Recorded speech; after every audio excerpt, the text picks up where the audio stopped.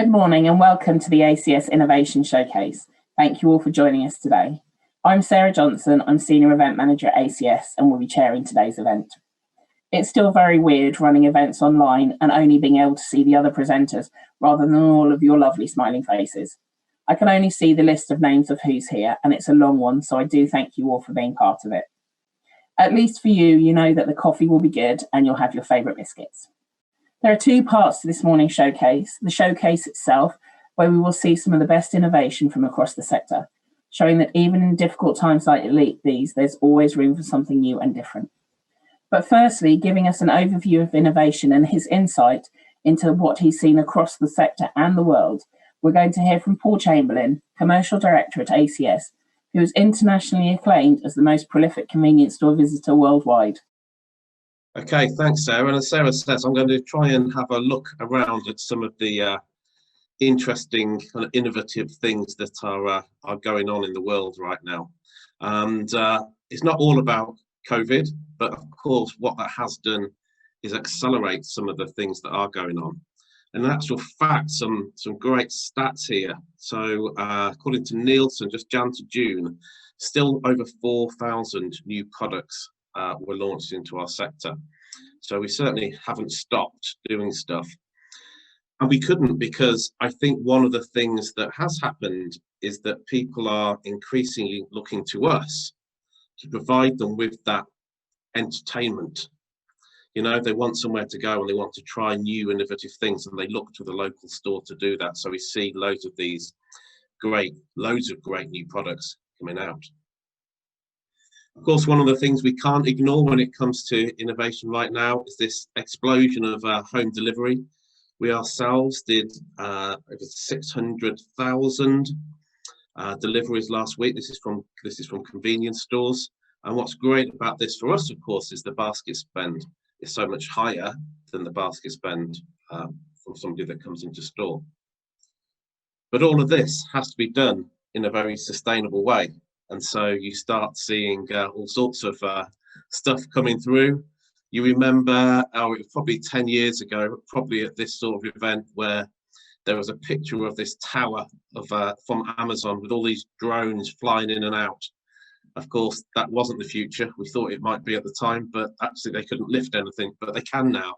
So lots of Amazon trials going on in America, and closer to home, Tesco's looking at what they can do with drones right now as well, which is fascinating to see. But as I said, it's all about sustainability, and this is one of the big themes that comes out when you look at all the innovation happening at the moment. Very close to home, where we're looking at how we deliver that last mile in a more sustainable way. You see Co-op doing their e-cargo with Asda, which it's funny how things come around, because that looks a lot like a milk float, doesn't it? Which was always quite sustainable, of course. Also, the technology behind that has just become crazy as well. So this is a picture of Ocado's, they call it the Hive, but this is what allows them to do so many orders per week, which is just mad. And if you want to go for some really crazy technology stuff, you of course go to Japan, where they're actually using robots to stack shelves in store now. I don't know how widespread this is, but it's funny to sort of look at and think about, isn't it? So we'll have a look. Of course, a bit near to home, the technology allows us to do some good stuff. Quite a lot of things around keeping customers and staff safe, as you would expect, but also different technology that allows us to sell things in a different way, as you can see here. And vending is actually a great way of selling things at the moment. There's some really sort of good examples here. But even seeing things like the ready meals and fresh food, chilled food being sold in Marks and Spencer's. I think it's their big new store down in Southampton, using vending to sell all sorts of stuff. Here's some other examples here. Interestingly, deliberately chosen because they're healthy options.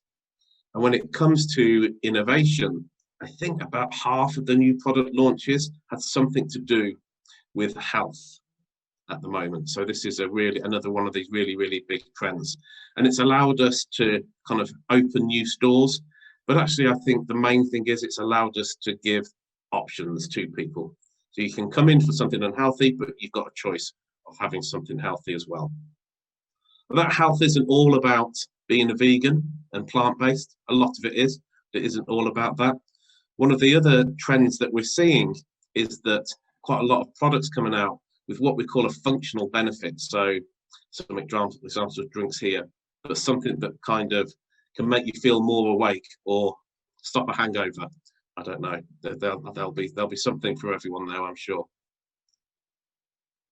All, of course, with an undercurrent around sustainability, which is just fabulous to see. And I think you've got to take your hats off to the big suppliers here, because I think they've really stepped up to the plate on this one.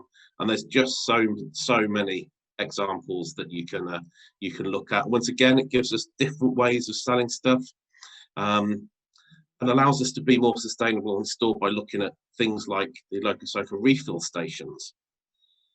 And refill is a real thing. This is now becoming mass market. When Asda are trialing it in Leeds, you know, this is now a real way that people are seriously looking at selling products in a very different way, just trying to lose the plastic and the wrapping that goes around so many products. Of course, it's not all just about the kind of the wrapping that's going on. Take that a stage further, and actually it can be about products that are made from recycled materials. So the sustainability innovation stuff just keeps happening and happening. Some really good examples. There's so many examples we could show you. I like to take these to an nth degree. I like the eco bowl. That just seems to be good. It takes a lot of plastic away. But taking it to a more extreme level, we came across this, and this is a paper wine bottle. I don't think anyone at our place has tried it yet. So if anyone does come across this, we would love to know if this works or not. Take it a stage again, and of course, when you're looking at sustainability, you actually very quickly get to traceability. And one of the interesting things when you look back is in 1998 we came up with the British Lion Mark, and this was one of the best food safety traceability things you could ever have done. Of course, technology is now taking that a stage further, so you can scan quite a lot of products using an app on your phone that allows you to see where that food has come from, and this is increasingly important to people as they do so. But let's get back to kind of bricks and mortar. I think we kind of feel at home there, so it's good to see. We've all seen Amazon Go, so I put this up, but there's now loads of ways that you can go into store, buy and pay, bag as you go. There's so many examples of this, all with technology allowing us to do this stuff better and better and better. And the technology in store allows us to do really different things as well. I came across this, and we see it quite a lot actually, but we see it much more in Europe and in America slightly. It's called an endless aisle. This basically means at the end of the aisle, there's a machine that if it's not on the shelf, it allows you to order it, and it can be there the next day. It works with click and collect. So as the role of the local store changes, you can see how this could become very important to us. We're just fitting really well with our offer. So I think we might see this coming through at some point. Taking bricks and mortar to a slightly different degree, where some of you might have seen GridServe already. So this is the all-electric forecourt that's opening soon, with all of they call it the best of British retail solutions at the bottom, but also kids areas, and they're claiming bathrooms that are going to be nice. So we look forward to seeing that. Even Brewdog, which I thought this is fascinating, also looking at bricks and mortar, looking at ways that they can contactlessly allow people to fill up, this time on booze. So this is their mock-up of what they would do, and I hope that this comes into fruition at some point, but let's not hold our breath. But it's fascinating to look at as well. So I'm going to leave you with this. I've thrown a lot at you, but people are always kind of asking me what's my favorite store or things like this.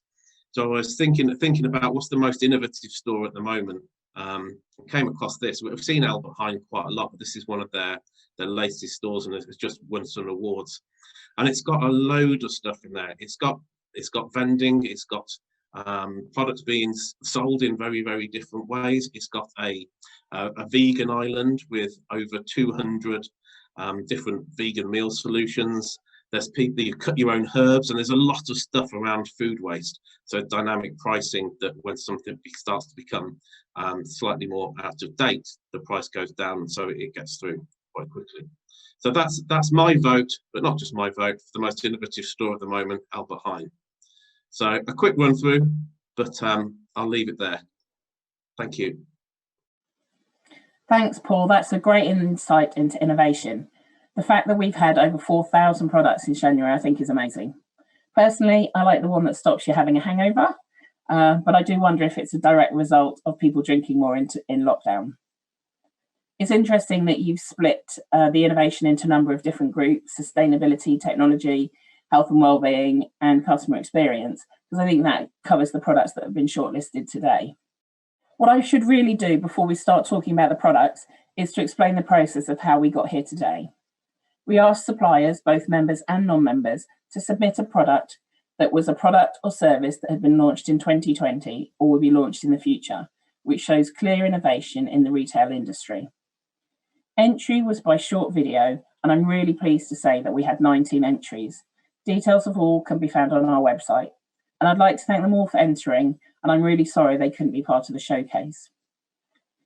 Our independent board then spent a couple of hours discussing all the products. They had samples of some, so were able to try them as well. During the judging, they looked at loads of different criteria, including price, who it was aimed at, the size of the floor space that might be needed, and all other details. The board, with their years of retail knowledge, then came up with a short list of 6, and those were then invited to come and present today. And I'd really like to thank the board for taking the time out to judge the showcase. They, like all retailers, have been working really, really hard during this time and been totally amazing. And so we really appreciate their support. There isn't an overall winner. They've all succeeded in being part of the showcase. And as part of the showcase, they've been given a 10-minute slot for a presentation and questions. If you'd like to ask questions, you can use the box at the bottom of the screen and they'll come directly to me. When we've gone to the end of all of the presentations, I'm pleased to say I'll be joined by 3 retailers: Susan Connolly, an independent multi-site retailer from the Southwest, Mike Fitton, franchise business manager from Southern Co-op, and Raj Krishnan, commercial director at Select and Save, who will then discuss all the presentations and go through the pros and cons of each product. So on to the showcase. We're going to begin with some world food, and we're going to start our adventures in Mexico for Old El Paso tortilla pockets from General Mills. Over to Jose.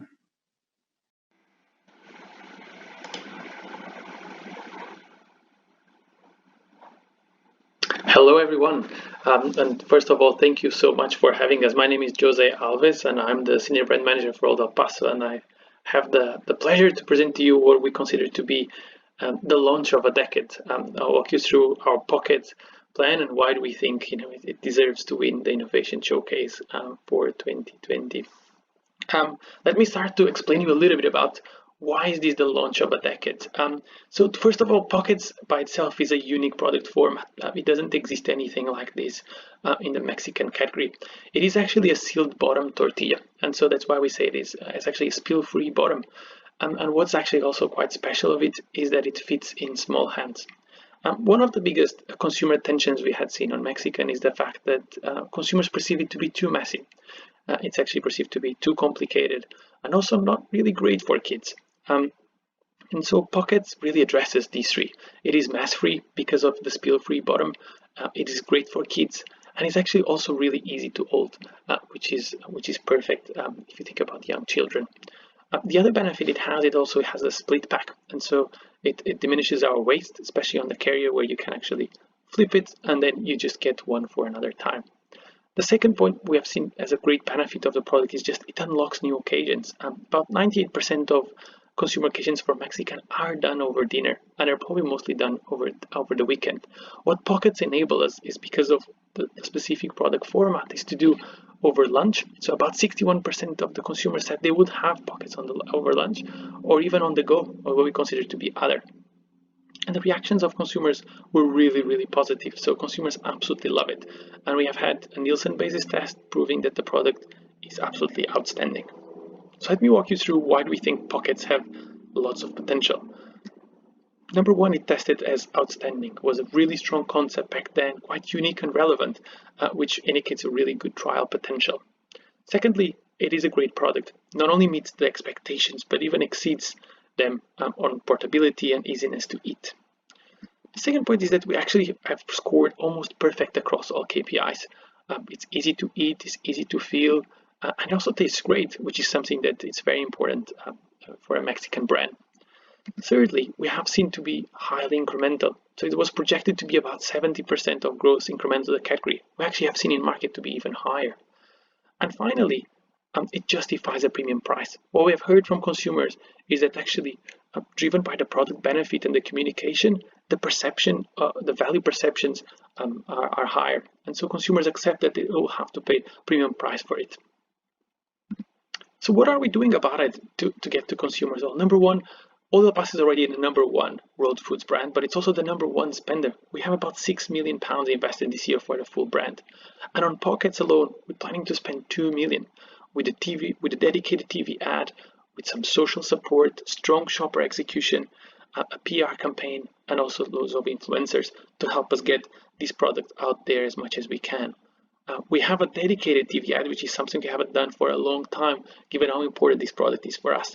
We have been live in October, and we are planning to be live again in January and April. So great support for such a special product. The question might come, so how is the result so far?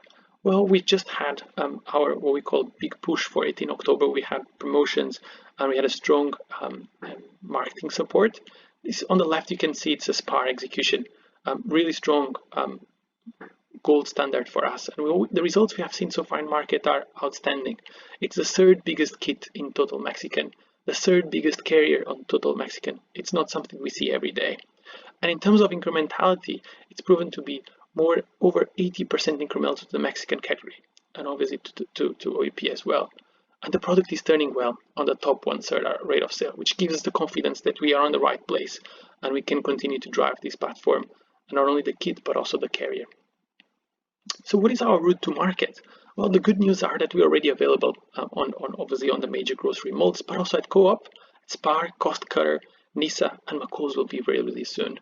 And for 2021, we plan to expand it, take it to wholesale channels like Booker, Unitas, and Best Way. And so we do feel really strongly this is a product that has a specific appeal for convenience because of its portability. And given the early results we have seen, we are highly confident the product will do very well in market. So all in all, we don't want you to miss out on the NPD of a decade. This is our range, what we call our optimal range. If you have a small convenience store with our smoky barbecue fajita kit, which is by far our number one SKU, pockets kit, so drive some awareness, drive some newness to the category, bring some new news. Our regular tortillas, our seasoning mix, and also our stand and stuff carrier. So hopefully this helps you to give you a sense of why we feel pockets are so special and why we think they deserve a place on the ACS Innovation Showcase this year. Thank you very much for having us, and we're looking forward to discuss with you any questions and any appeals you may have. Have a great day. Thanks. Thank you very much, Jose. An absolutely great product, and for everybody who's a messy eater like myself, I thank you for it. I've got a couple of questions and I've got some coming through, so if any of you want to ask questions, please put it in the box at the bottom of your screen. So firstly, is this going to be part of the World Food range, or is it's a Mexican product, but I think it's more of a solution to wraps and sandwiches?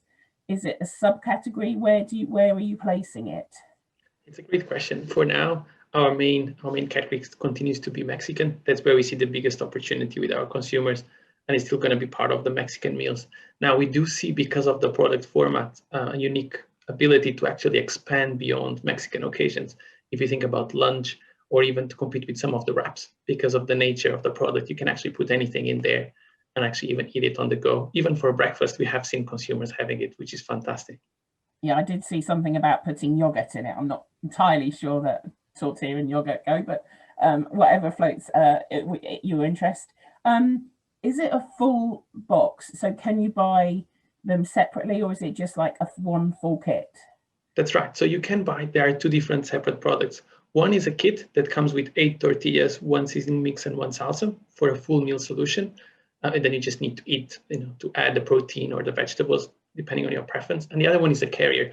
So it comes with also 8 tortillas in a split pack, 4 on each side, which you can just split the pack and then use one if it's just a meal for 2, or if it's for a family of 4, you can actually have both. But it gives the possibility for people to save them if they need to. Okay, that's great. And you said that the price point is slightly higher than your normal fajita kits. What is the difference between that? And is it a massive difference? It's not a massive difference. So currently our RRP for the pockets is $3.99, which is premium price versus our fajita smoky barbecue kits that usually RRP for about $3.20. The difference in the product is twofold. One is this is a product that it's totally innovative. It took us a few years to get to work, and it has a completely new line for us to develop it. Secondly, it offers a benefit for consumers that no other product in the category can. And so what we have heard from consumers is that they're willing to pay more for not only having a mess-free tortilla, but also something that they can use beyond dinner, and they can use for kids' lunch boxes or on the go or lunch. And so there is a big opportunity out there that this product enables us to go. Excellent. And just one quick question we've been asked. Is the packaging recyclable? All of the packaging? Certain parts are recyclable, like the carton. Some other parts on the plastic are not 100% recyclable at the moment, and that's due to quality. So in order to keep the integrity of the product and the quality, at the moment, we couldn't find a solution that could guarantee a shelf life, obviously for our retailers to ensure that the product can stay on shelf stable and with high quality, but also for consumers to avoid mold, it's a common cause for products that are not properly sealed. Absolutely. Lovely. Thank you very much. That's your slot over. We'll be discussing it further with the retail panel at the end, but thank you very much for joining us. Thanks so much for having me. No problem. We're now going to go to a little closer to home and a little colder as we look at some gelato. So we've got Paul Yohal and Paul Kelly from fwip and their gelato, sorbet and frozen yogurt machines.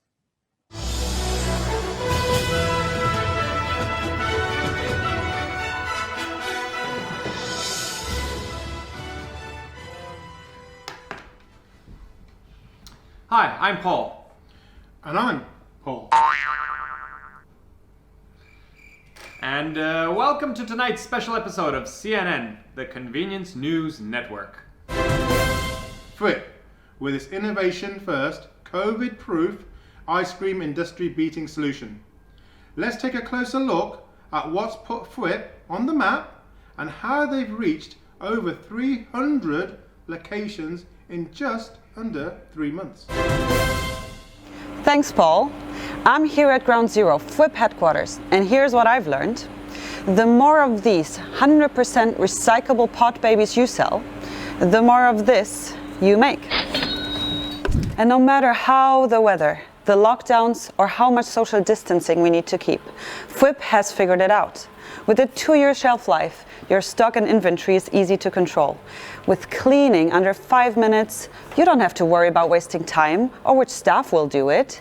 And with a machine that turns on in 2 seconds, you can serve fast when you want and whenever you want, all at the push of a button. Order! Coming right up!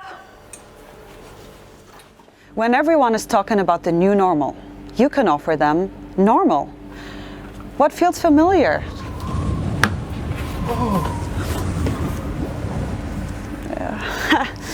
What tastes good? What makes them a little bit happier?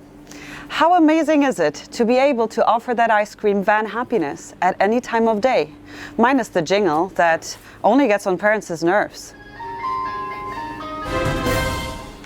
Thanks, Eva. Let's move to our segment on Money Matters and hear from our chief economist, Adil. So famous, he only goes by his first name on how the numbers stack up when it comes to fwip. The fwip retail unit comes in 3 different sizes: standard, slim and countertop. Even the biggest unit measures only 1 meter wide. Whichever you choose, retailers stand to generate anywhere between £5,000 and £20,000 of additional revenue per year at a margin of 47%. And the products are delivered by all the big wholesalers, Eden Farm, Consort, First for Frozen, Country Choice, Bid Food and Breaks. The season has seen fwip outsell Magnum and the Walls range by 8-2 across a multitude of sites. And who is to disagree? Fresh Italian ice cream over a wooden stick any day, I say. Thank you, Adil. So to summarise, free stock to help pay for your unit, a higher margin than your Walls ice cream cabinet, growing your food to go category and attracting a wider audience looking for premium, vegan or healthier for you options. Not since Magnum in 1989 has a company so revolutionised the ice cream industry. With fwip and other food to go offerings, it becomes a destination store. You have the chance to go from just a space to a place where there is an entire experience on offer. Today, 75% of convenience shoppers visit a C-store at least once per week. And when it comes to 16 to 34-year-olds, 84%, yes, a whopping 84% visit at least once a week due to food on the go and taking home food for consumption. No more seaside treat. fwip ice cream has ushered in a new wave of innovation by bringing that sun-filled quality Italian gelateria holiday experience to every single neighbourhood.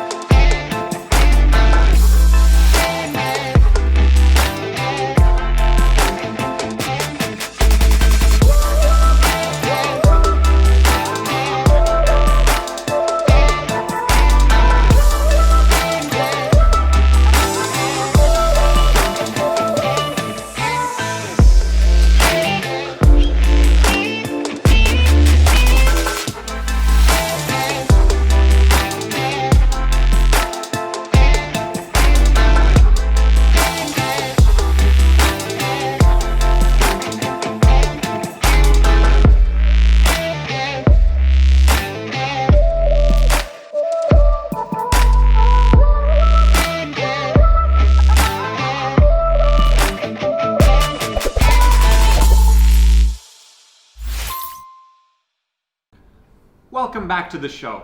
Hello from me. And hello from him. Next up, we have the weather. Now, why don't we take a look at what the forecast has in store for us in the coming days? Good evening. I am Bal and welcome to the Wild Weather Report, where anything I say will probably change 4 times in a day, which means it's all true. Looking at the map, we can see a cool front coming in up through the north. Let's take a closer look. Well, what do you know? It's Hurricane fwip making a storm with their award-winning range of freshly made Italian gelato, vegan sorbet and frozen yogurts. Flooding the market, you can now get a fwip across the country. In fact, let's see where they've popped up in the last few months. As you can see, they're all across the United Kingdom. Starting from just 79 calories, the vegan and gluten-free range is lighter than Kate Moss's diet, so you can enjoy a guilt-free treat. The entire fwip range is on average 60% less in fat and 30% less in sugar than regular ice cream. fwip does ice cream on demand. As millions more people buy groceries online, singles, couples and families have turned to ice cream to indulge themselves at home during this pandemic, and sales have soared, up 126%. fwip is the only premium ice cream in convenience that can be consumed fresh on the go or enjoyed as a treat at home. Every fwip station is now a pickup point for fresh, award-winning ice cream with the new gelato box. Cones. Cones, cones, glorious cones. And we don't mean all those orange construction ones littering our roads during lockdown. We mean those tasty, crispy, wafer cones that make ice cream eating so much more fun. You'll be able to get them from your nearest wholesaler soon. frozen yogurt, or froyo, as it's called by those younger than me, know that the only way to enjoy it is to dress it up and top it up with chocolate flake or any other sort of fun or healthy toppings. Celebrations on top give customers another reason to celebrate. In fact, super scientific studies have shown that the only better thing than a chocolate fwip is a chocolate fwip with chocolate on top. And that's all we've got time for tonight. Thank you to the convenience and retail sector.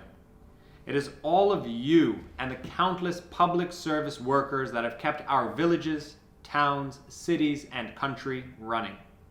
You've been the backbone of our society and kept our economy up. It's been nothing but a pleasure to speak to so many of you, to hear about your challenges, your successes, and everything you are doing to come out of this stronger. And stronger we will be. We will be with you on this journey, doing our small part in the way we know best, putting smiles on the faces of your customers by spreading the joy of fwip. We can't wait. That's all from us here at CNN. Thanks for tuning in, and catch you next time on the fwip side. I'm Paul. And I'm Paul. Good night from me. And good night from him.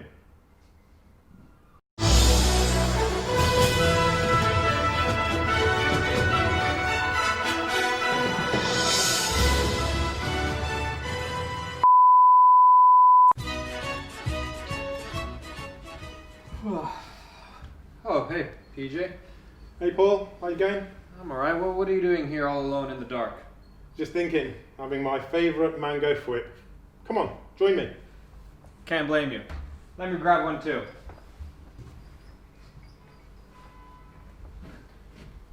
What's been on your mind, big guy? Nothing really, just reflecting, looking at this picture of a customer, Sunder. It's a good picture. Like it? No, fantastic. What a great guy, what a great industry. I'm meeting a lot of people like him, good, genuine, hard-working people, and it's a pleasure to be part, working with them too. In over 20 years of working in equipment and installing equipment with brands like Coca-Cola, Tango Ice Blast, Slush Puppy, and with McVitie's and snack vending, it's great to be part of this industry again, because it's now fwip time. And you know what? I don't think I'm going to have another ice cream or dessert unless it's a fwip. For real. Cheers, man. Here's to 2021. Cheers.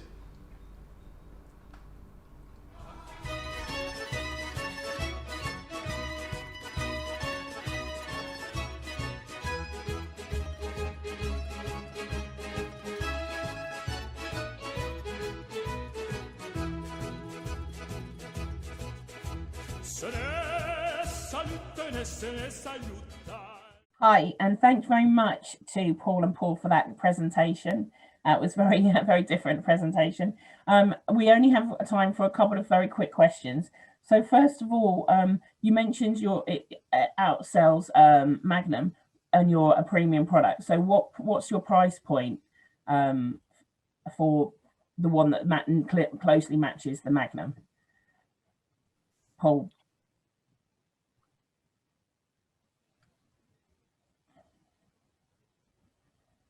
I'll take that one, PJ. So our price range is between $199 and $299 really. Average recommended is about $225 to $249. It's really up to the retailers. So in the convenience channel, we see most of the pricing somewhere between $199 and $249. Magnums, as you know, also have a pretty wide range. They go anywhere from about $180, $190 all the way to $280, $290 if it's a premium forecourt. Okay, so that is quite slightly higher than a Magnum. So what makes it premium?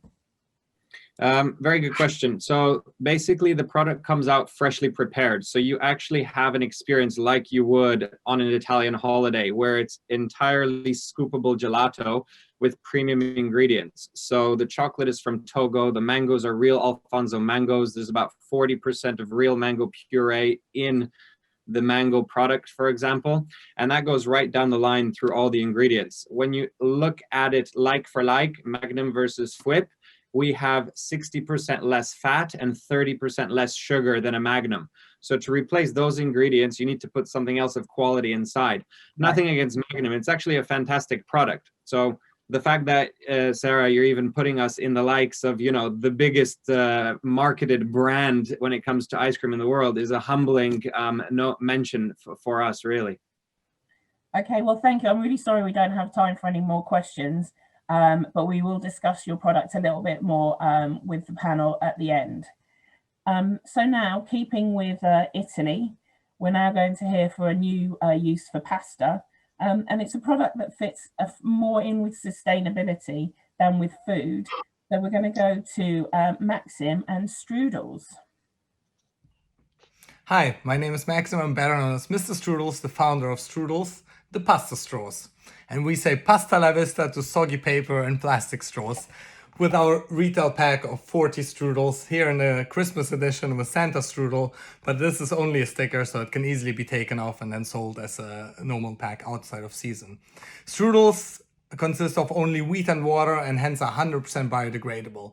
They're also flavorless, so there's no compromise there on the drinking experience. They last over 1 hour, so no more soggy paper straws, and they're even edible. So you can even have a nice snack after a few gin and tonics. So basically no compromise at all on the drinking experience. But Stroodles is not just a straw company. Stroodles is a movement. And so with our Stroodles, we're trying to inspire people and show people how easy it is to make small sustainable changes, one Stroodle at a time. It's basically as easy as you can still go about your normal day-to-day drinking experience, and there's no compromise on life because it's as easy as drinking a strudel or strudling your drink. And I mean, all this is written on the back of the pack. So basically, as mentioned before, the selling unit is 40 Stroodles. It is classified as a food product, so the label is totally food compliant.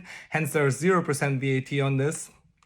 The recommended retail price is £3.49, and purchasing is volume based and starts at £2.44. How they are delivered is that's a 40 pack unit, comes in a shelf ready pack like that, and then one master case has 6 of those in there. So there's 36 actual selling units in one master case.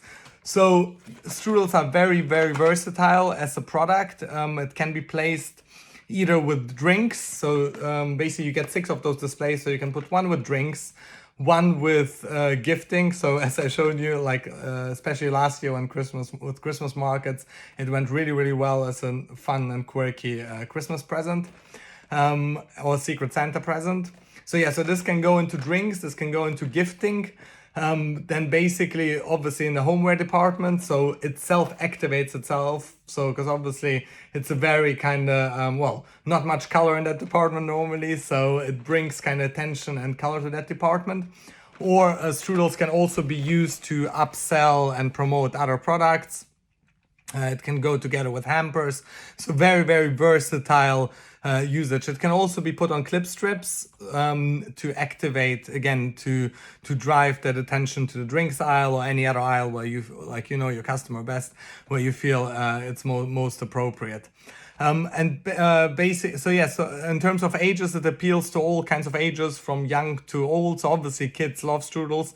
They get hooked to it. So they'll go, Mommy, can I have that yellow straw, please? And then we also had all the way to 65-year-old birthday parties, strudling. So it is a product that's, it stays in mind. It's very quirky. It's very obviously at the moment, on trend as well, but it's a talking point. So a lot of people buy them just to impress, also obviously as a statement for sustainability. So it's very, very different purchase occasion. And again, at that price point, it's a no-brainer to take it into your shopping cart. We've received lots and lots of marketing over the last, we've been around for 2 years. So we've received lots of viral marketing. I've been personally on Dragon's Den, so some of you might know me. And then other than that, like we were on BBC Good Food, Huffington Post, like Unilad, Lad Bible, every major publication, most recently in Condé Nast, and more articles coming out for gift recommendations, like in The Guardian. So it's a very interesting and versatile product, and like we have lots of awareness in the UK. Because we've been into subscription boxes, like for example for Pasta Evangelist that went out to 10,000 people, Little Cooks that went out to 8,000 families. So once people see it in your store, they're like, the likelihood is quite high. Oh, finally, there we go. Let me try. It's a no-brainer type of product. And so yeah, would love to welcome you to the Stroodles family, and I'm open for any questions. Thank you very much for listening, and have a Stroodling rest day. Bye-bye. Thanks, Maxim. Hopefully today is not going to be as scary as it is for when you were with the dragons. I've got a few questions coming in. Firstly, can you use it with a hot drink?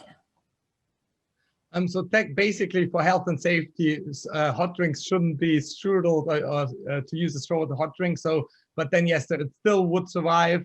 We have lots of kids who use on their hot chocolate, then they like it when it goes a little soft. It tastes a little bit of chocolate, but technically, like as a general, I guess, health and safety, like it's mainly for cold drinks. So, but yeah, I mean, it's you can still use as a stirrer though. So I mean, again, if you get it hot, basically coffee, you can still use. I mean, it will still survive for 10-15 minutes, but cold drinks is the priority. Fair enough. And what have sales been like so far? So which stores have you got them in? You know, how is it doing on the market at the moment?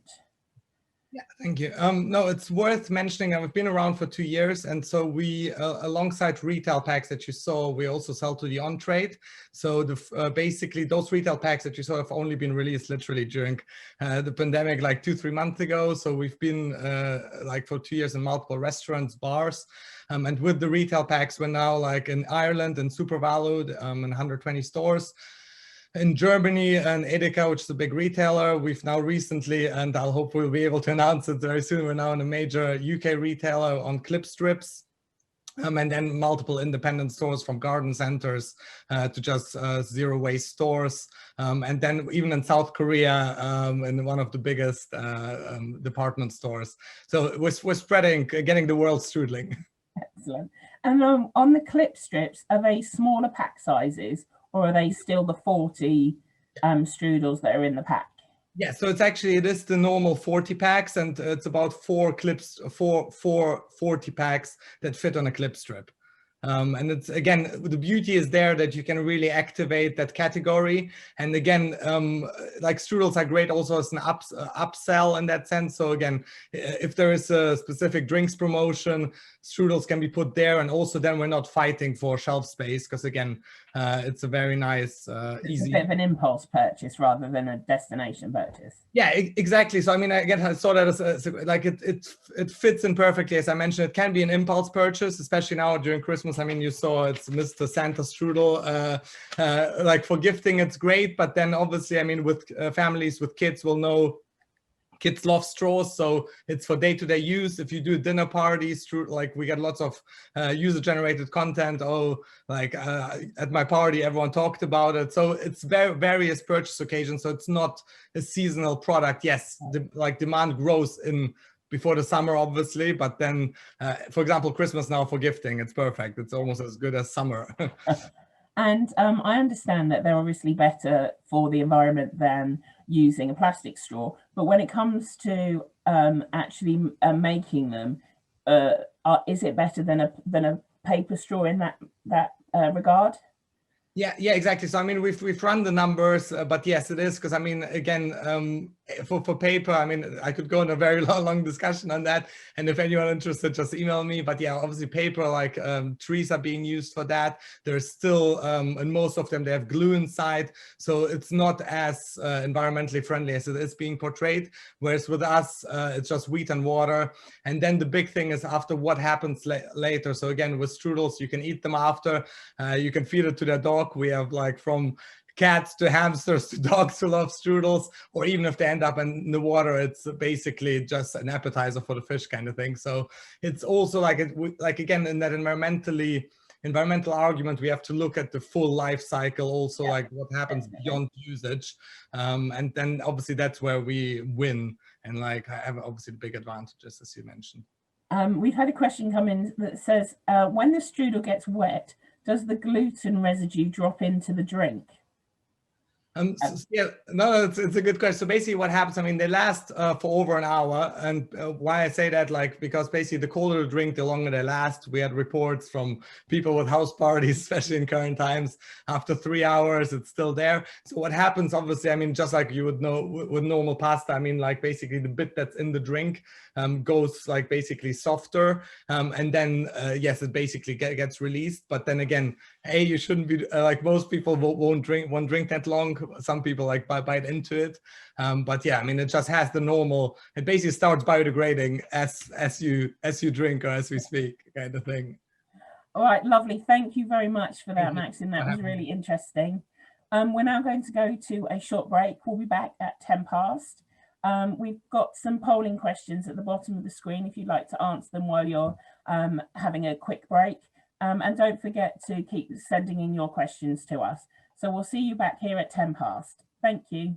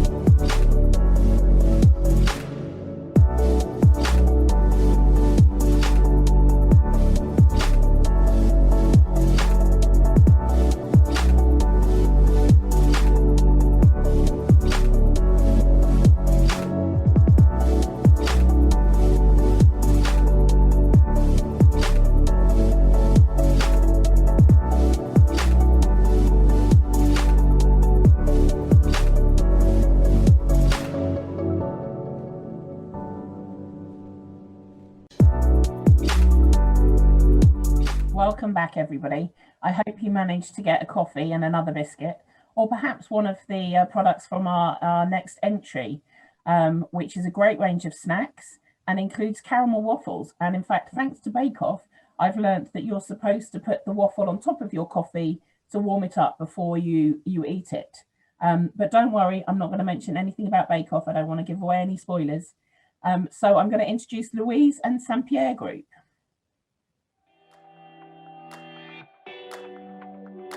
Hi, I'm Louise Reynard, the Commercial Manager for the Pierre Groupe.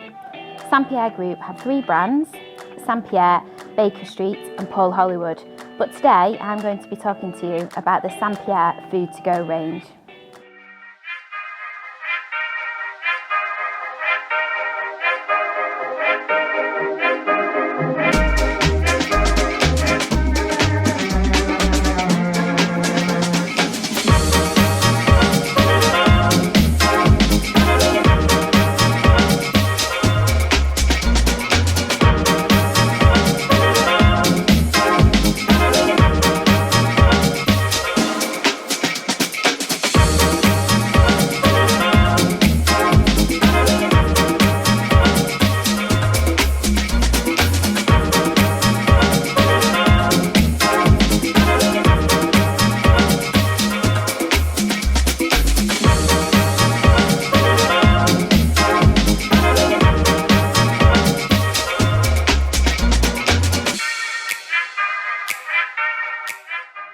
Pierre is the UK's #1 European bakery brand, and the food to go is absolutely perfect for coffee and also on the go snacking.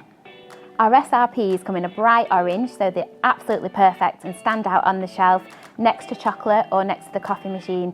And the big plus about our products is the fact they're all individually wrapped for convenience and also hygiene.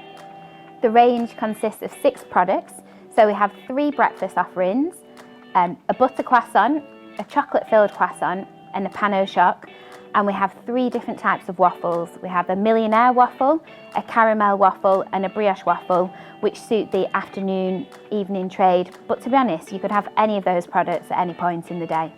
The range has some great benefits, one of them being the great shelf life to the retailer, so we offer a minimum of 28 days life, which is perfect, so you never have to worry about wastage. And then I think it's a really good opportunity to upgrade your bakery food to go offering, something which has not been done in the UK yet. The recommended retail of all 6 products are £1, but these work particularly well with a coffee deal as a snack option, or even with a meal deal option as well. There's 2 favourite products I have in the food to go range. The first one being the Pierre Millionaires waffle. This is to die for. I can't tell you what it's like, but it's got this gooey caramel on the top with an absolutely amazing chocolate biscuit type, one not to be missed. And then the second product is the Pierre chocolate-filled croissant. This is fantastic for breakfast offering and just great for grab and go with coffee. Products are available to purchase from Booker retail partners, Nicer, Spar, Best Way and some independent wholesalers. But just to be on the safe side, if you would like to try a sample, you're more than welcome to contact us at enquiries@sampierregroup.com, or please do not hesitate to give us a call.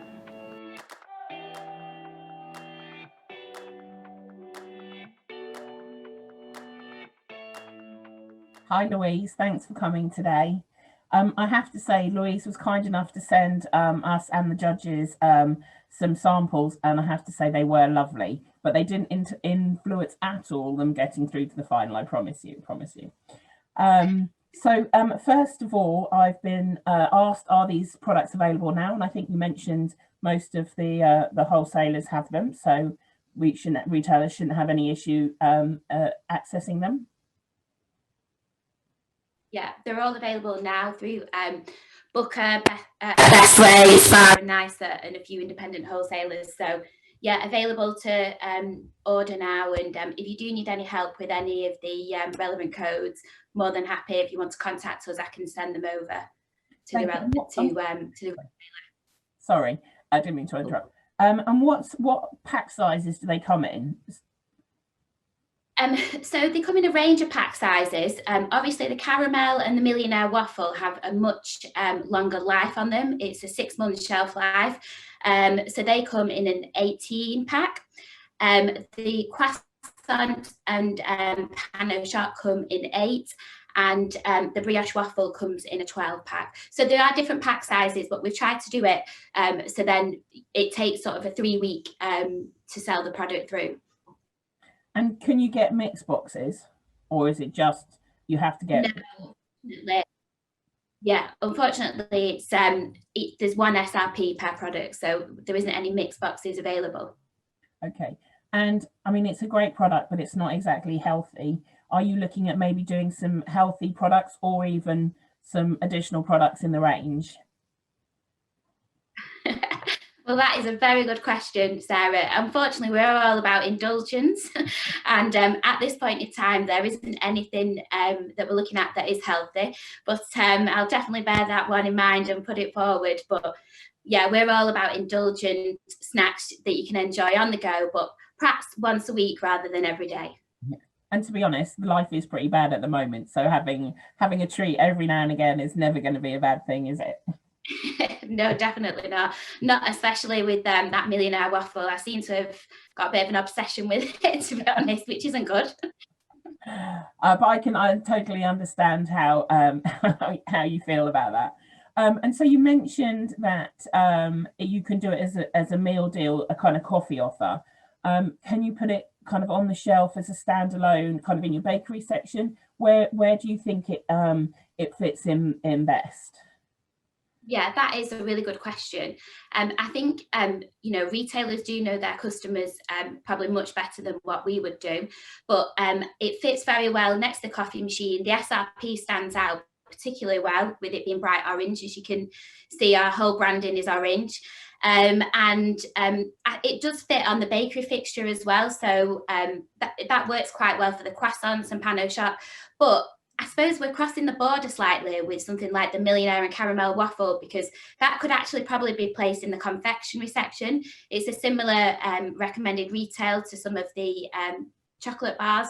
So it can go in a variety of different sections. It just depends on where the retailer thinks it would be more suitable in their store. Sure. And also, do you have any specific shelving, display units, point of sale and things that you can offer? Yeah, that's something that we're working on at the moment. We're just finalising those, and then we'll also be sending them out to the wholesalers to get their feedback, and then how we can then get them out to the retailer. But we're looking at sort of a slim standalone countertop unit where you can place the actual cases in, and it'll just fit on a nice sort of neat area with minimal sort of floor space or counter space. It sounds excellent, and especially I think with the move to looking to reduce food waste, having something that has a long shelf life has got to be a benefit to retailers, hasn't it? And is the packaging as well? Yeah, it's a the life is a definite benefit for retailers. I don't know everybody's thoughts on it, but at this point in time, I think the individually wrapped as well for something like a croissant or a pan au choc is a much better option. It's not out in the air, it's hygienically sealed, so it's not been touched, and also the life just means that you're not having to waste these kind of products. So if you do bake off croissants and pan au choc in the morning and then you have wastage at the end of the day, then obviously that's profit down the drain, whereas with our products you don't have to worry about that life and that wastage. Sounds really good. Just from a consumer point of view, with things like the pan au choc and the croissant, can you heat them? Oh yeah, you can heat them. They are designed for grab and go, but yeah, you're more than happy to take them home and put them in the oven. They're probably even better than what they are cold, to be honest with you. So yeah, definitely you can heat them. That's lovely, and thank you ever so much for coming today, Louise. I know that you've put your number on there, and I know people will get in touch with you. So thank you very much. That's great. Thank you. No problem. Right, environment is front of mind at the moment. And our next presentation is a great way of reducing food waste and stopping food from being thrown away needlessly. So we're going to move to Kiki from Too Good To Go. Thank you very much. I'm Kiki from Too Good To Go, and I just want to give you a bit more information about how we can fight food waste together. Today I want to give you more details about the real opportunity for you as a retailer, who Too Good To Go is and our journey so far, how does it work for our customers, but also how does it work for a retailer, a SPA case study, and then time for some questions. So what can we really achieve together? As you've seen through the video, Too Good To Go is all about saving and reducing food waste. So we want to help you save your food as well as saving our planet. We also want to bring you new customers through your door by giving you exposure to an app with 3.5 million customers all across the UK. And we want to show your local communities and customers that you're taking the lead with your food waste. It's about generating incremental revenue as well by saving your food and reducing and removing your waste disposal costs. And finally, it's about building a partnership with a focus and purpose whilst supporting your daily operations. We're now approaching 2021, but unfortunately, we're still wasting a third of all food on our planet every year. So at Too Good To Go, we really want to fight against food waste, and we want to do this with our customers, our partners, our governments. So now, as a retailer, you'll be able to save all of your delicious food through the app with magic bags. So what is a magic bag? It's basically it's the core of Too Good To Go, and it's a generous assortment of unsold items that you have at the end of the day in your store. So why is it so magical, you might ask? Well, food waste being so unpredictable and it varies every day, I'm sure as a retailer you never really know how much waste you'll have or what specific items you'll have unsold at the end of the day. So that's why it's a magic bag, because customers don't really know what they're going to get specifically in the bag. It's a surprise, and that's what actually they enjoy the most. Most of our customers say it's a bit like rescuing, it's a bit like Christmas. Rescuing a magic bag is that same kind of excitement. To manage customers' expectations, on your profile, we would put a brief description to give them an idea of what kind of items they could expect to rescue in the magic bag. So typically for a convenience store, the magic bag items could include food from your fresh, ambient produce, bakery, hot food ranges. It's all about becoming zero waste and saving all of your delicious unsold items at the end of the day. Because it's all around food waste, so it's food that you would dispose of that wouldn't really have any value. Also because customers don't choose what they're going to get. And finally, they come to rescue the bags at the end of the day to your shop. We do work on reduced prices, meaning that the price of the magic bag is a third of the retail value of that bag. On average, the magic bag pricing is £3 for £9, but you could also go for a £4 magic bag, meaning that you would then give £12 worth of food in the bag. In terms of pickup times, in terms of supply, and in terms of magic bag pricing, these are all details that you're in control over and we can discuss together. But the magic bag is a great concept. It's fun, it's easy, it's flexible, but it's a great way to reduce your food waste in store on a daily basis.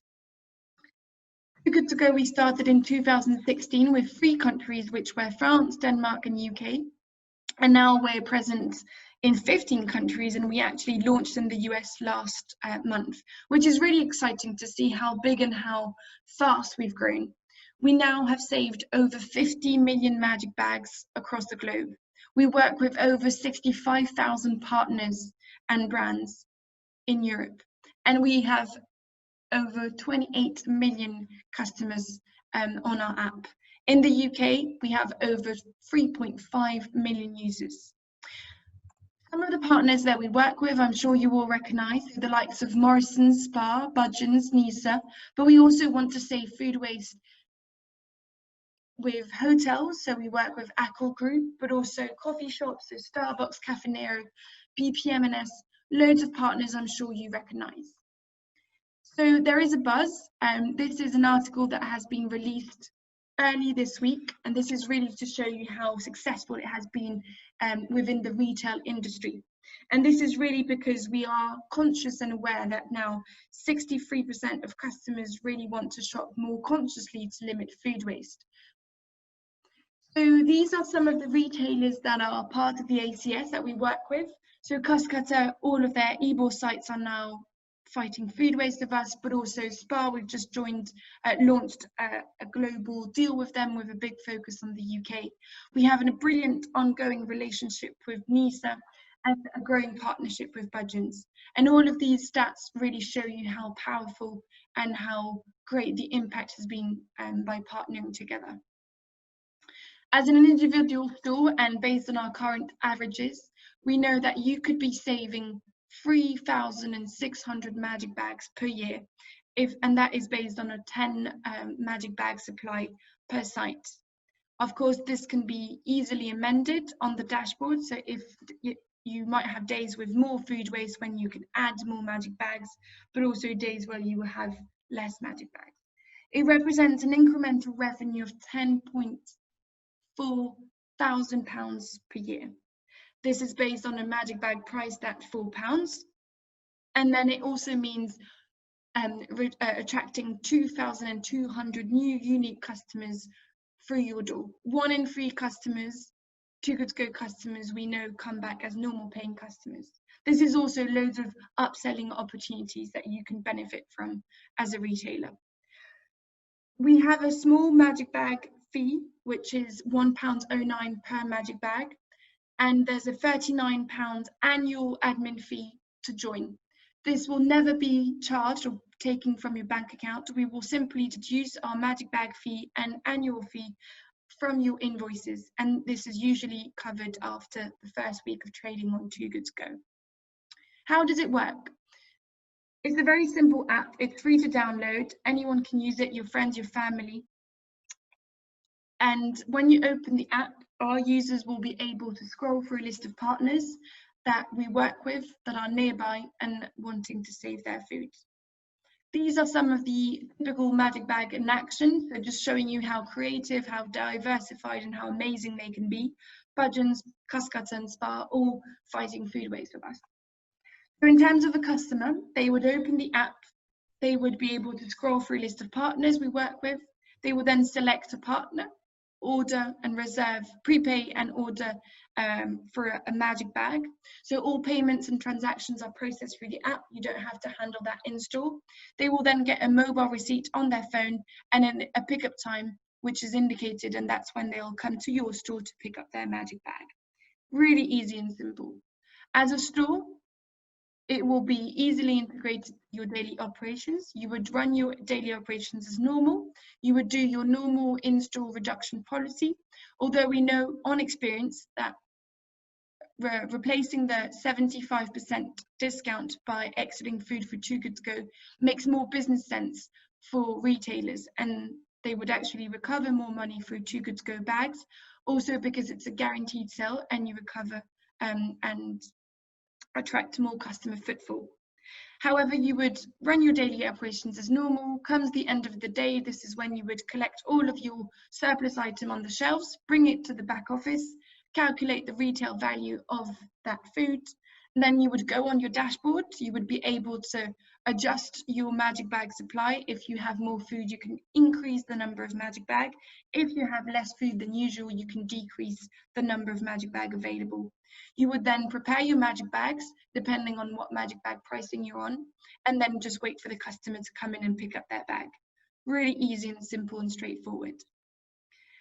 This is a brilliant case study from Spar showing how Too Good To Go is working for them both at head office level and how pleased they've been. The operation director, Chris Bacon, saying how dedicated they are at reducing food waste and how this has been really going in the right direction for them, but also at store level, how area managers but also store managers have enjoyed working with us, and also in terms of staff engagement, it's been brilliant. Thank you very much, and I hope you have loads of questions for me. Thanks very much, Kiki. A very comprehensive presentation. A couple of just quick questions. What time of day do you do this? Is this something that you do in the afternoon for that evening, or is it something you do in the afternoon for the following day? Kind of what's the timeline? So that's a very good question. So what we do is when we actually onboard a partner and a retailer, we usually ask for what is their average levels of waste on a daily basis, and then we set up the partner with a default number of magic bag that they will have available on the app. But what we do is we also give them access to a dashboard where the retailer can actually adjust his supply on a daily basis, meaning that if one day he has a bit more food, he'll be able to increase the number of magic bag he wants to have available for that day, or other way around, he can also deduce. So it's something that you would do for the day. And in terms of the pickup times, it's usually a pickup time towards the end of the day. So if you close around 10, maybe you can have a pickup time that's around 7 to 9 p.m. But pickup times are things that and supply as well, are things that we can discuss together with the retailers, and it's really flexible. Fantastic. Now, obviously, there is a cost involved, actual and monetary cost involved, but there's also a staff cost involved. So kind of how much work does it take for the retailer, not just to set it up, but actually to manage it on a day-to-day basis? That's a very good question. Well, one thing we have to remind and bear in mind is that any stores will have to do their waste anyways with Too Good To Go, without Too Good To Go. So what we want to do is really to integrate within their markdown and waste process. And in terms of preparing the bags, we know from our experience that it usually takes up to 1 minute or 1 minute 30 to actually prepare the bags and hand over the bag to the customers. And also because they don't have to, with Too Good To Go, we're replacing the normal waste disposal process. So in terms of it kind of adds up, and it doesn't represent any extra time or any extra labour cost or labour time for the staff. Lovely. Thank you ever so much. Thanks so much. We will discuss it a bit further with the panel at the end. But thank you very much, Kiki, for joining us today. You're more than welcome. Thank you. Right, so we've been around the world looking at sustainable and ethical products, but what brings them all together is the staff. Our next product makes life a bit easier for staff, and as we've seen, over 83% of people who work in this sector have been subjected to violence, verbal abuse. And so anything that supports our staff is got to be a great thing for us. So to tell us more about their product, I'm going to introduce Quail.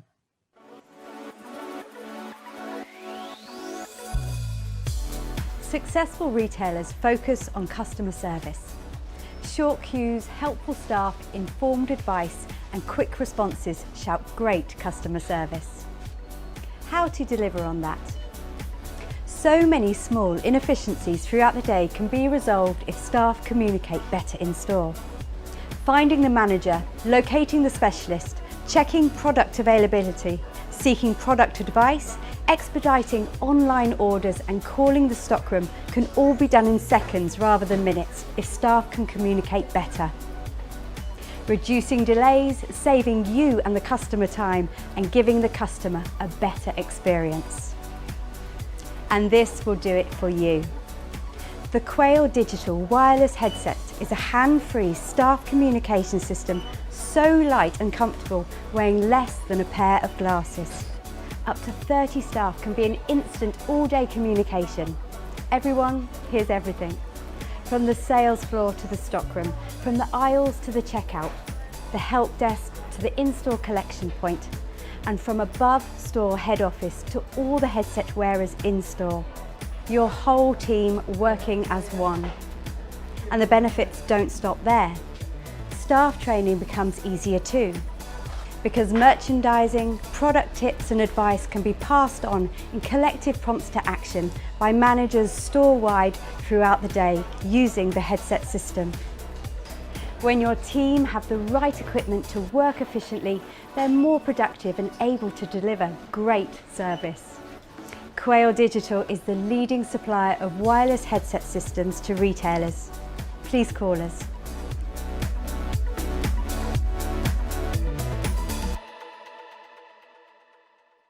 now I'd like to introduce Dave Barrett from Quail, who's going to answer a few questions for us.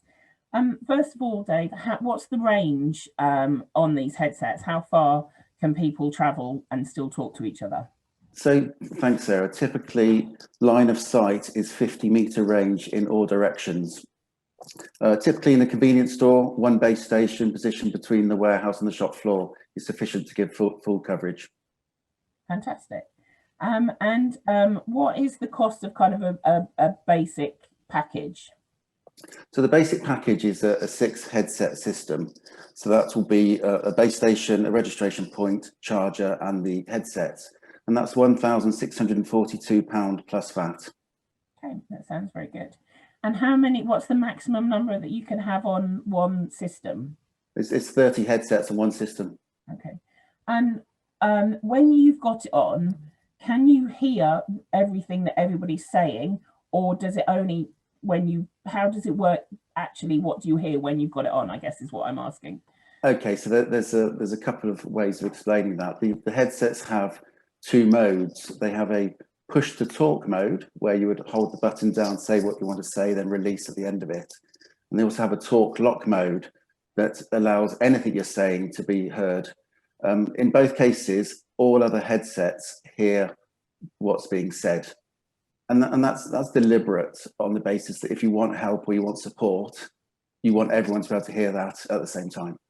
Yeah, it was just more about if somebody's talking a lot and you're trying to do something, it can be quite distracting, but I guess you balance it out depending on what your staff are doing. Correct, yes, yeah. And what happens if you've got 2-story building? Do you need a base station in up and down, or will they kind of reach through the ceiling? It depends. It depends on the construction of the building. In a lot of cases, it will reach through floors, but if not, a second base station can easily be connected just using Cat5 cable. Okay. And how long do they need to take to charge? They from flat, they charge in about 4 hours. Okay. So as long as they return to the charging station in the evening, they'll be ready to go again the next morning. And what happens if somebody walks out with, staff member gets to the end of their shift, walks out? How does it beep when it gets too far away? Or do they, I'm just concerned, a staff member walks out, gets in their car because they're so used to wearing it. Is there something that kind of alarm that tells them to take it off?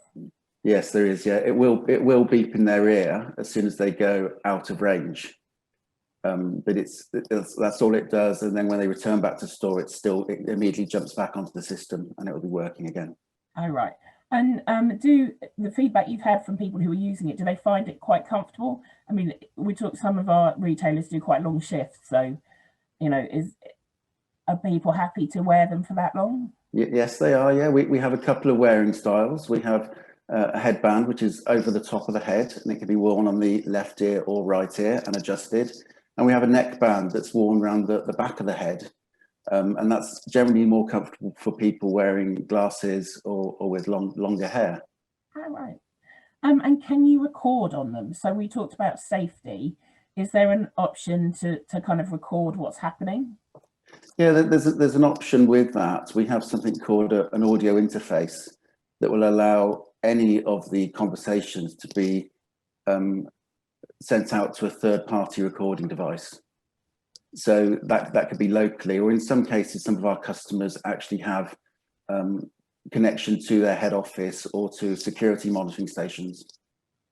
So if they press the button, they can call the police or whoever quicker? Yeah, again, they can do, yes. We can put that module in there where it will make an immediate call to whoever you want it to.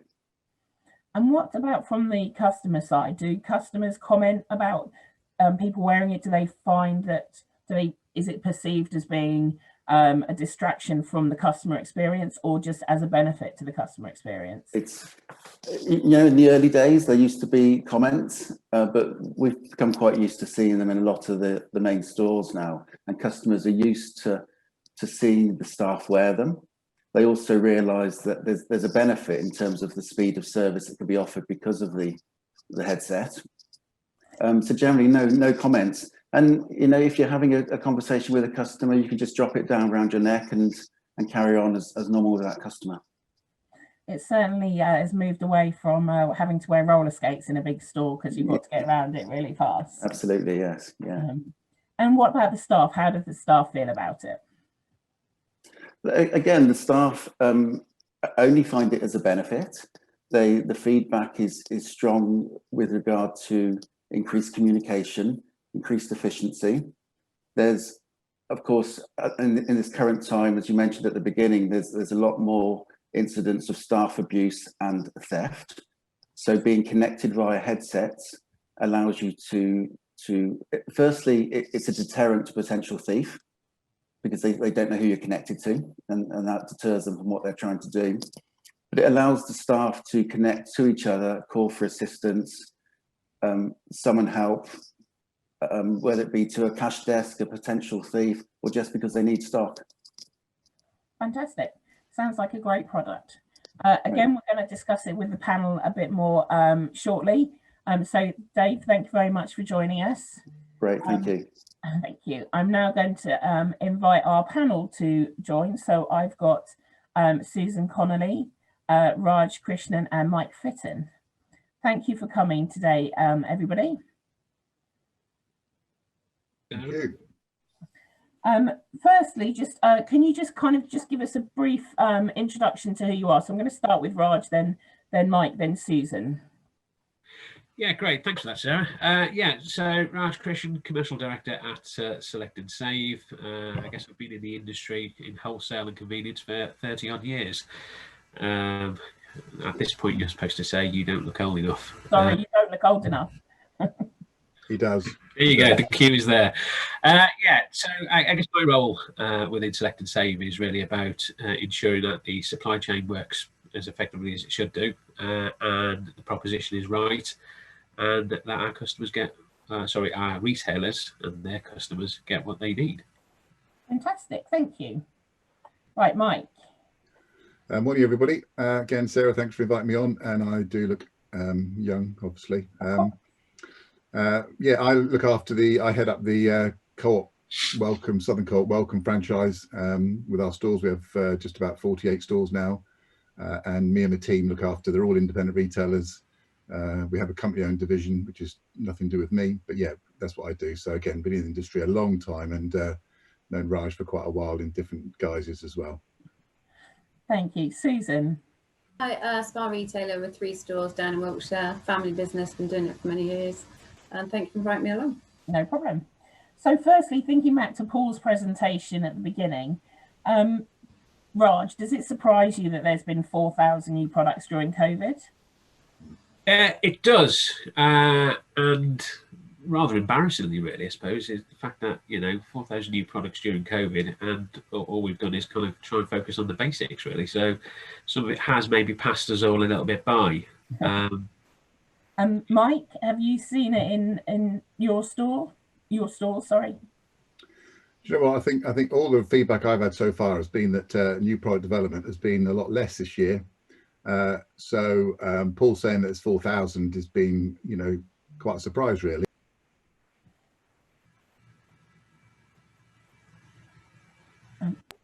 Sorry.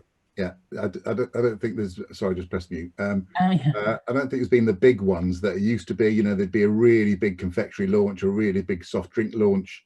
But the key thing that I've seen, the same as Paul was saying, is the amount of dairy-free milks, for example, the amount of plant-free meat or meat-free plant stuff. So, things like I've just seen recently, everybody else has seen these, but people like Pork Farms, no, just saying the brand because it's an example, but Pork Farms bringing out a porkless pie and bacon-free bacon from companies and meat-free meatballs. So I think that the big thing for me at the moment is that plant-based growth seems to be really accelerated now, whereas a few years ago you had to have long hair in a Volkswagen camper van to like that sort of stuff. That's very true. Right, okay, let's look at the products that we've seen today. So Susan, I'm going to start with you first. The independent board, when they were judging, said that world food has seen a big growth. Do you think do you agree with that? And also, how do you feel that the old El Paso tortilla pockets are going to fit into that category? I think during COVID, it's definitely grown. Our customer base has definitely grown, so our ranges are increasing. So I think it's completely correct, and yes, they are growing. The El Paso today, I see it as cross merchandising piece. Yes, they're setting it in Mexican, so world food, but actually it's an alternative for a packed lunch. So I think it has two placings in stores. So whether it's a clip strip to go in with wraps and bread, and with the world food. So yeah, I definitely agree that it is on the increase, but I see it as a product that can be placed in many different places.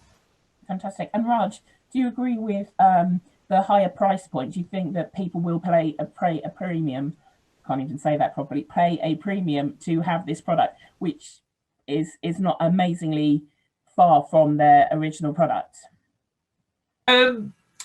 Yeah, good question. I guess time will tell. For me, I guess it is slightly different to the usual. I agree with Susan, by the way. I do think it has a number of different uses. But I think obviously the fact that it is portable, I think is a bit of a game changer, because I don't know if you've ever tried to eat a wrap, certainly in a car on the road, it tends to end up on your lap. So therefore, if it can stop mishaps like that, it probably is worth the extra few pence. But hey, let's see what happens. I agree. I'm totally anything that makes it easier to eat without dropping it down you, I think is definitely going to be a bonus. So moving on to look at fwip. I know, Mike, you said you have this product in some of your sites. How is it? I mean, obviously we're just into winter now, so let's just look at summer to start, and we'll discuss a bit further about how we're going to see it moving into the kind of winter. But how has the summer been for it? We installed them about September time, Sarah, so we just missed the summer. Had some chats with Paul, come across the website, thought let's have a go. To be honest, we'd seen it a year or so ago, maybe 18 months ago, just doing the yogurt. It wasn't as attractive then, but with the new stuff they've added onto it, with the gelato and the sorbet, we thought we'll give it a go. So we got it in September in 3 stores. We're rolling it out to more stores. The support we've had has been really good. I'm not being paid by Paul or anybody, but the support has been brilliant. The training in stores been good. The machine's easy to clean. If anybody's got an espresso pod machine, that's how the pods come in, and it goes in the back of the machine, and then you take the pods out and you can recycle them. So it ticks all the boxes. Sales wise, not massively at the moment, but ticking over really well. We think the turnover is going to increase in the summer, and the key thing for us for getting into our stores initially is that it's a bit different. It's the theatre. It's a lovely sort of, I call it, sorry, I didn't mean to insult anybody, I call it an Art Deco looking machine. Yes. Which it really does. It looks quite nice. It's retro looking, so it fits in with the current trends.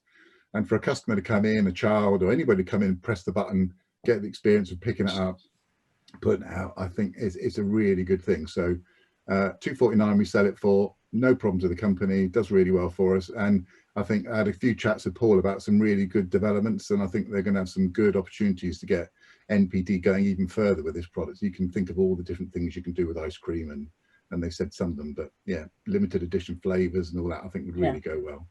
It's definitely a nice looking machine. But the question, Susan, I'm going to come to you is, can you see it becoming a product that we do have all year round? I mean, at the moment, with us not being able to go out, is it something that people are going to say, well, we'll go out for dessert, we can't go out for dinner, let's go and get some really nice gelato or vegan sorbet? Is it something that you can see your customers doing? I think there's definitely an occasion there for that. And they've definitely got room to develop the product. It looks great in store. It's a small footprint, so actually the return on it looks really good. So I'd definitely take a look, yeah. And there is the opportunity. This year especially, people aren't, yes, healthy is the trend, but people are going out and treating themselves, and we really don't mind how many calories, well, I don't, how many calories we have, because it is a treat. Even just going to the shop at the moment is a treat. And that sort of gives an experience and adds to the experience when in store. So I'll definitely take a look. And Raj, do you think people will especially smaller retailers, will want to give up floor space for something that they have to kind of take a bit of a punt on, especially at this time of year? It's an interesting question. Yeah, will they? I mean, I guess ultimately it's about the return. I mean, certainly, you know, as Mike said earlier, I mean, there seems to be reasonable returns, even at you know, the wrong time of year, whether or not it's actually an all year round thing. I guess for me, I guess probably opportunity lost during the lockdown. If you'd have got a lot more of these machines out there, then I think it'd been a good way of getting the footprint out there. But if you kind of cast your mind back, and history tells us, I mean, 20 odd years ago, they would have said, you can't sell coffee, and you certainly can't sell coffee in convenience stores. I mean, so maybe this is for ice cream what Costa was for coffee machines. Absolutely, it's worth a consideration anyway. Okay, so we're going to look at now Stroodles. So, Mike, with the war on plastics raging, we know that Co-op are known for their commitment to the environment. Not that anybody else isn't, but what can you see this product taking off as something that is in all your stores and becomes kind of an item that people buy regularly? I think it's a great innovation. It's obviously one of those things that are very simple to think of, but nobody does think of it until somebody does. I think for cold drinks, it's great. I think getting kids, I mean, my grandchildren come around, they've always got a straw, something that we've got reusable straws, so that's for them. But getting them into it starts them younger, and they start seeing it, and then helps them go potentially go into adulthood and start looking more at sustainability just by almost starting from a straw. I think the pack size is great. I think working in stores years and years ago, pasta was always a problem. You drop it, it smashes. The box looks good, but obviously these straws could have a possibility of breaking if you drop them in store, going on the lorries and coming back through stores, etc., etc. So there's that particular issue. But no, I think the issue for me, I suppose, would be all that pasta's going to go somewhere. Yes, it should be free, it should be environmentally healthy, etc. But it's a shame you can't cook it. But you could have somebody with a chocolate drink, somebody with a strawberry drink, bung them into a pot and try and cook them. You're going to get all sorts of other flavors as well, which is a shame. But yeah, that sounds disgusting. But I guess if the packaging breaks, one of the advantages is it just means you have a smaller straw, so they're quite long. So you just twice as many straws. You'd make it into a bolognese, Sarah, wouldn't you? I'm not sure with hot chocolate and banana, but Raj, what's your view on this quite interesting product? It's certainly quirky. I mean, I've got to be honest with you, it might pass me by a little bit, but yeah, I mean, interested it's an on-trade product that's now being launched into the off-trade. It's certainly very functional, as Mike said. Definitely got some environmental qualities there, and maybe gets people thinking moving forward. I guess the really selling point here was the fact that it's non-VAT, so therefore, from a price point perspective, offers a better margin. Not sure about the not using it in a warm drink though, so that'd be anything that would worry me a little bit. Well, yeah, I guess so. But then I suppose hot drinks and straws aren't always a good plan.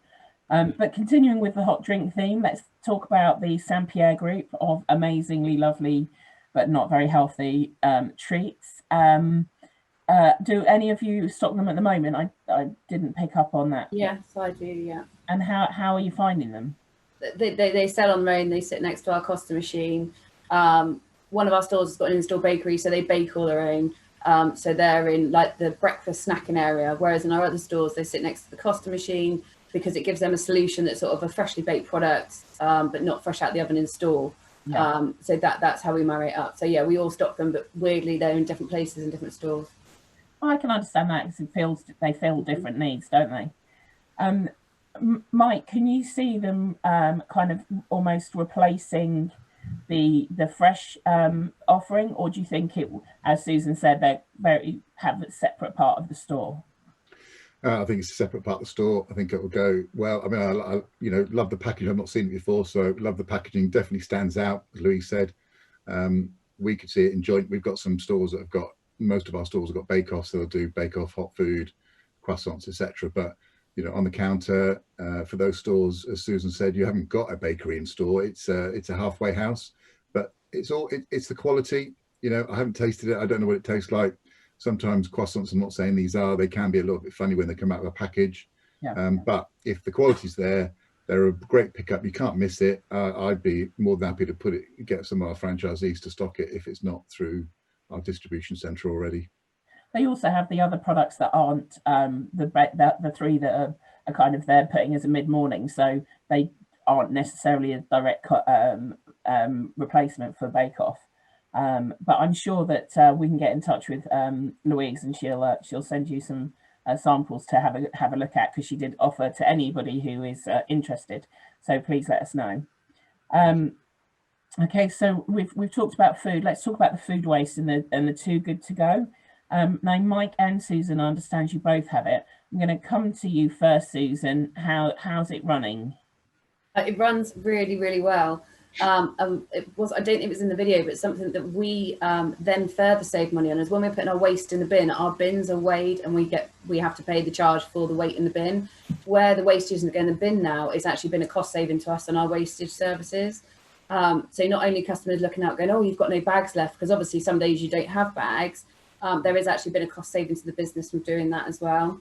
And what sort of things do you put in? I mean, I did one just as a demo from Costa, because actually that was the only thing that they have around where I live. And it was soup and then 4 kind of baked goods. But what kind of things would a convenience store like yours, what would you put in it? It could be anything from fresh meat, damaged tin sometimes, fresh fruit and veg that's sort of on the turn. So from the in-store bakery, it can be absolutely anything you have in store. Even a dented tin, because some people don't buy them.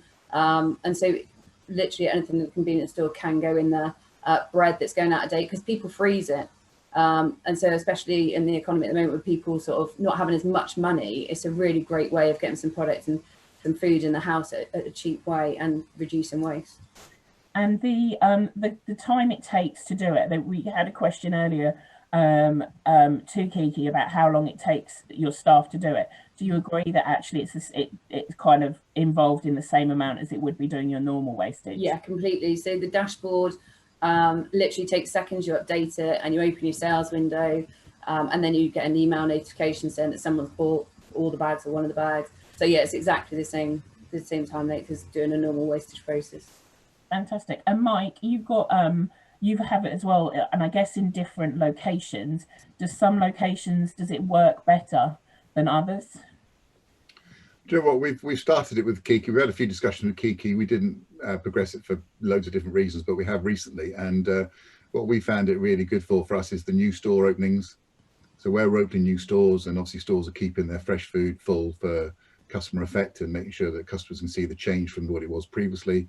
You're going to get some waste on that. So we've started doing that, and stores are seeing a very good saving in the wastage going in the bin. It's what I couldn't get my head around first of all was the wastage side of it and going to landfill. And every time I checked on the Too Good To Go app, I could never see anybody who had any bags. So I thought, well, this isn't working. But actually, when you start looking at it, it's because those bags, if Susan finds the same thing on it, but once those bags go on sale, people buy them the day before. So you put them on at 7 o'clock, you open your window the night before for the next day, those bags are sold that night.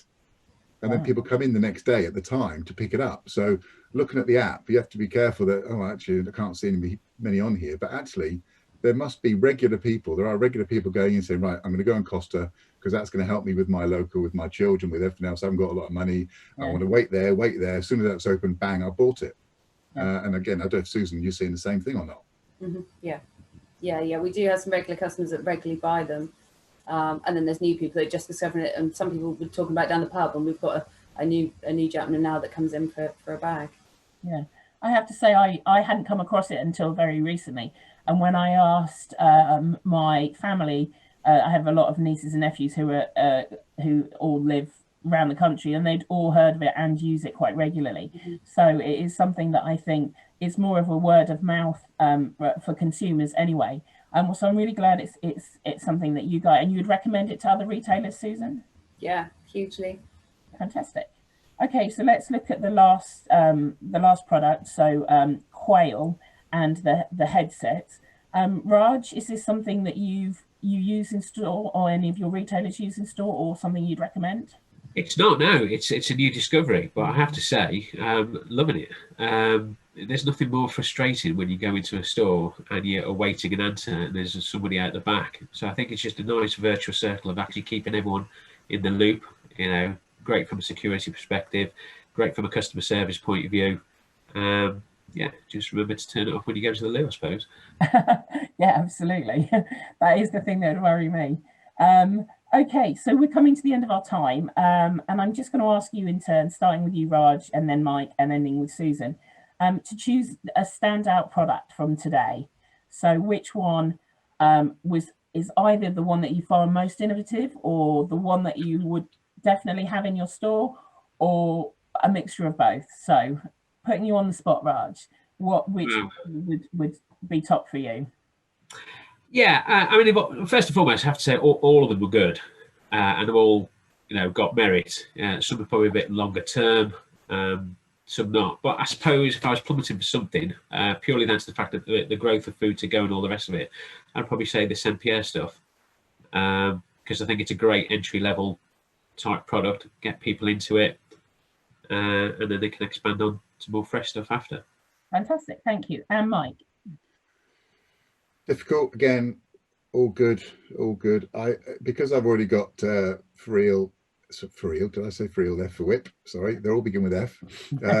Sorry, Pauls. I've got FWip in the stores. I've got Too Good To Go in the store. So those two, I don't need to judge those. I won't include those. I liked the Saint Pierre Group, really good standout shelving presence. But to me, I think the innovation, etc., I think you've got to look at Stroodles. That's the innovation. Thank you. And Susan? I would do Too Good To Go, but I'd probably highly recommend Too Good To Go to other retailers to try it out and give it a go. I think for me today, though, it was Quail and the technology with the headset in store. That would be mine. Brilliant. Thank you very much. Thank you. This brings us to the end. So I'd like to thank again everybody who entered, everybody who got shortlisted, and to those who presented today, to the board who judged, and especially to Raj, Mike and Susan for giving up their time to be with us today. For those of you participating in the hosted one-to-ones, you should have had the email with the details of your meetings, and the first one starts at 10 past. If you haven't, please email myself or Vicky. We'd also like to get some feedback. So there's a couple of polls on the chat at the bottom, and we'll also be sending out a short questionnaire, which we'd really appreciate if you could answer. But I'd like to say thank you ever so much for everybody for coming, everybody at home for watching or in their offices, and we look forward to seeing you at another AC event shortly. Thank you.